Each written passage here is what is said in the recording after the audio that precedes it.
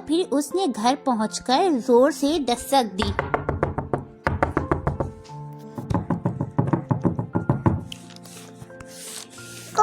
میرے پیارے بچوں، دروازہ کھولو، میں کھانا لے کے آئی ہوں، تمہاری ممی ہوں، دروازہ کھولو۔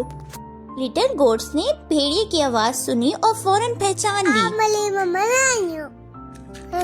ہماری مما کی آواز بہت پانی میٹھی ہے اور تمہاری آواز کتنی بھاری ہے۔ ان کو بہت غصہ آیا کیونکہ وہ لٹل گوٹس کو کھا نہیں پایا۔ اس نے ایک چاک کا پیس کھا لیا اور اس کی آواز تھوڑی میٹھی ہو گئی۔